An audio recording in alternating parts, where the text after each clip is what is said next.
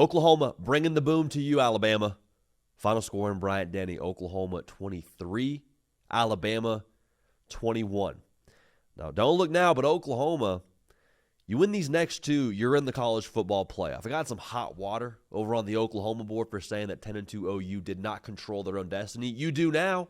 You absolutely do now with that win over Alabama. Alabama, you still very much have every opportunity to accomplish all that you want to accomplish in the preseason. Make the SEC championship game, make the college football playoff, all that. But sense of urgency picked up a little bit here for the boys in Tuscaloosa. We will break down both sides of this, as always, presented by BetMGM. Before we do that, if you're an Oklahoma fan or an Alabama fan, make sure you're subscribed right here to the On3 YouTube channel. Oklahoma fans, we'll start here. We're taking accountability. We said Alabama would win and cover. That did not happen. This is our second time in as many games picking against Oklahoma and being wrong. And so for that reason, we're going to eat crow. No problem with it. We will address the optics around our Oklahoma stance here in just a little bit in this segment. But we'll start with eating crow. We were wrong, Oklahoma. Crow to the gullet. Don't love it, but it is how it is, man. It's how it goes. Happily we'll be wrong when every friend of the show, John Mateer, is making things happen like that. So here's the thing.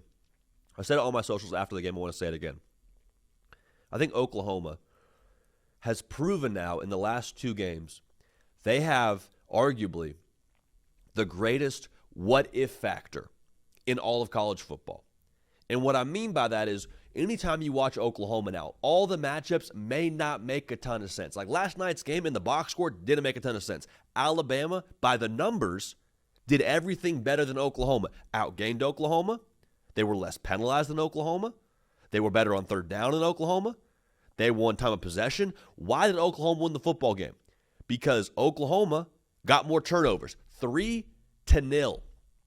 Lights out. What that defense did behind me. The special teams, too, showing up, making plays. Third of the game, baby. Absolutely love to see it as a special teamer myself. But you hear what I'm saying. What if the rest of the way this is just what Oklahoma does to people? They just say, now we're going to go get extra possessions for John Mateer. Oklahoma as an offense will cash in when we got to cash in. Because the last two games, 6 turnovers for Oklahoma. They've been finding ways to get it, man. So you can say what you want about what they weren't offensively. We'll get to that here in a second.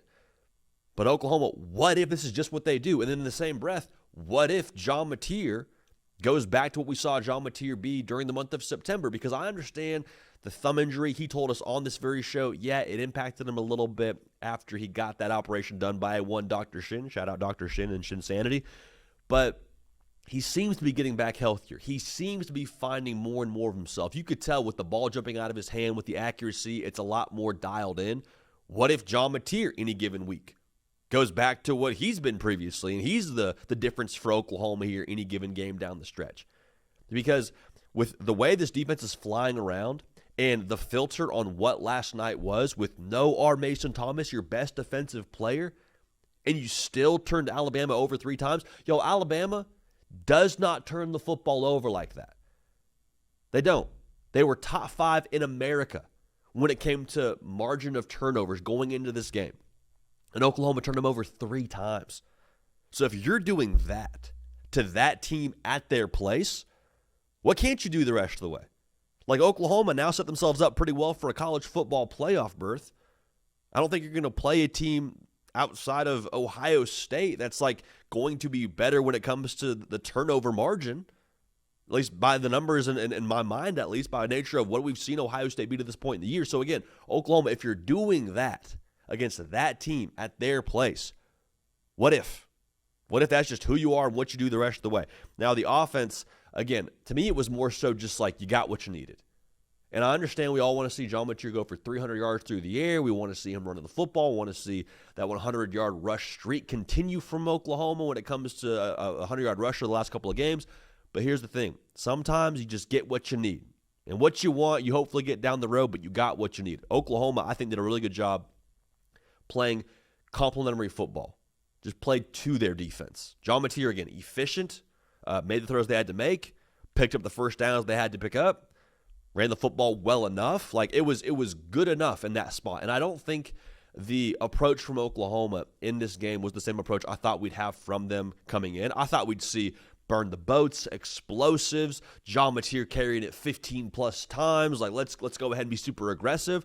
And Oklahoma very quickly realized, oh, we don't have to do that. Our defense has got our back. We can just kind of control the game in our own right, even though we didn't win time possession and we didn't run for more yards than Alabama. We can just sort of play our game, not give it away, and we're going to be in a good spot here, y'all. How much of a luxury is that for Oklahoma here down the way? I think it's absolutely massive. So, Oklahoma, here's the deal, man. Missouri and LSU, both in Norman. You win those two, you're in the college football playoff. Now, hear me clearly. I've never walked a tightrope, but I've listened to documentaries from people that talk about walking a tightrope, and they always say this: the last 3 steps are the most dangerous. You see your destination right there. I'm about to jump off this high wire and be at the other side of this skyscraper. I'm right there. The last couple of steps, when you see how close you are, that's the most dangerous.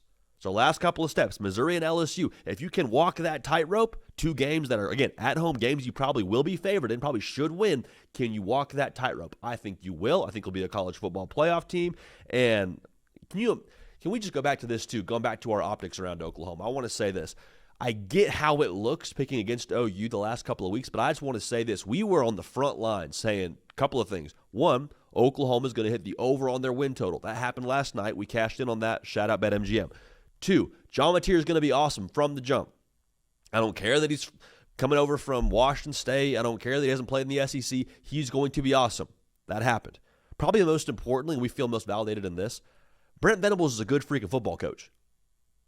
Good coach. I know a lot of people were saying, oh, well, he went 6-7 twice, and is he really cut out to be a head coach? He's kind of more this coordinator style. Are we sure he's cut out for this job specifically? It's a big job in Norman. I get he's one of theirs, but are we sure about this, Brent Venables? Are we sure? We kept saying, give him a second, man.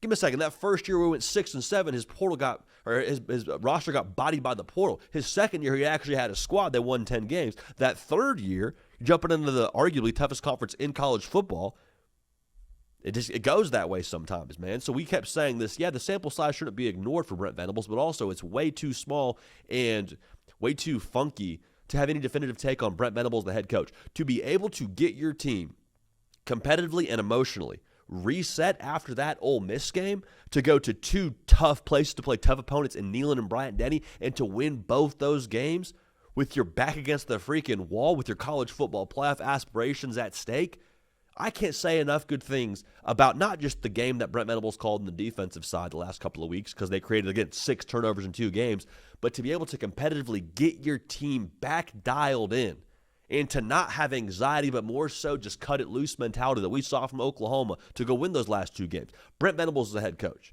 So say what you want about, he never coached in Oklahoma as a head coach before, and are we sure he's cut out for this?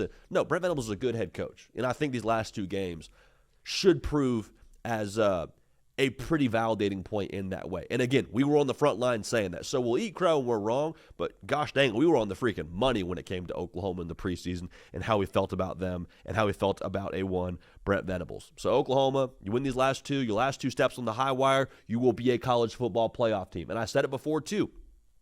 Take the analyst hat off, just purely as a college football fan, I would love so much to see John Mateer in a college football playoff setting and that defense in a college football playoff setting. Because you can say what you want about the matchups, say what you want about what happened last night for Alabama and the matchups they didn't maximize, whatever. Oklahoma in a 1-game season, 4 quarters, lock the gate. You got to see us between the white lines. God bless you. God bless you, because as long as they got that dude calling the defense and that front 7 and that dude playing quarterback, they will always have a chance. And you saw that last night as they took down a top 5 team in America in what previously looked like a freaking machine in Alabama. Now let's go to Alabama for a second. I said previously, and still feel this way, that as long as you have Ty Simpson, you got that ace of spades in the deck. Meaning, at any given point in time, you can throw down the ace of spades, and that can be the difference for you in the game. In a world in 2025 in college football where everyone's got weaknesses and blemishes and acne and warts, you having the ace of spades is a pretty good world to live in and might be the difference for you. Last night, to me, is confirmation that even if you have the ace of spades, you got to have other cards in the deck. You got to have other answers. Because I think there's a world now, if you played that game 10 times, maybe Ty Simpson does make the difference. Maybe he doesn't have those turnovers, and maybe Alabama doesn't fumble the punt. But here's the deal. You're not playing the game 10 times. You're playing it once. And for there to be that ceiling on that style, even though you ran the football, I think, semi-effectively last night with Daniel Hill getting downhill, you hope you continue that. You got to have other things to maximize Ty Simpson if that ace of spades isn't coming out of the deck the way that you thought it would come out of the deck. Because that's a lot of pressure to put on Ty Simpson any given week. Now, is Alabama cooked? Absolutely not. Is there urgency? You better believe it. That game against Auburn in the Iron Bowl and Jordan-Hare where weird things happen. Okay, now here we go. Here we go now. A little bit of playoff stakes for the Crimson Tide, which I'm here for. November college football is also I'm here for as a fan. But I think there's going to be a lot of temptation across the college football media space to say, well, Alabama, we kept saying they couldn't run the football. How much of an issue is that? Are they really a national title contender? And I get where that comes from, but let's all not be goldfish about this thing. Let's remember what Alabama was after they lost the first game of the season. And we all had questions about the defense, about Kane Womack, about Ty Simpson. Everyone had questions. What did Alabama do? They took those questions and said, screw you, we're going to go play our best football. We're going to use all your questions as fuel, and we'll go be a wagon the rest of the way here up into this Oklahoma game. Okay, so let's not dismiss what Alabama is after a loss. They got a loss right now. Do we see them do what Ohio State did last year, where you get a tough loss towards the end of the season, it creates some fire, creates some urgency, and you go play your best football the rest of the way? That's possible for Alabama. Because, again, I think you found something in Daniel Hill running the football. Was it just the dominant bully Alabama run game that maybe you have been accustomed to seeing if you're a Crimson Tide fan? No, by no stretch of the imagination. However, I think seeing a glimmer of that in the month of November with that dude toting the mail for you, you feel good about the way that's trending. So Alabama, my thesis here is let's not count them out. They now have all the nightmare fuel that I think you would need after a loss to go play their best ball down the stretch here. All their goals are still very much in front of them. And if anything, this is kind of a little snap back to reality for the Crimson Tide. And again, more evidence that you like having the ace of spades, but you got to have some other cards in the deck. I think Bama will respond the right way. But Oklahoma, looks like here you put yourself in position to punch your college football playoff ticket. Alabama still have every possibility to do that in your own right. Let me know from both sides of this how you feel about your team going forward, whether you're a Sooner fan or a Bama fan. Regardless, make sure you are subscribed. Kato on the ones and the twos. For myself, JD PicKell here, Eating Crow. We appreciate y'all. We love y'all. We'll keep this party rolling, and we will see y'all next time.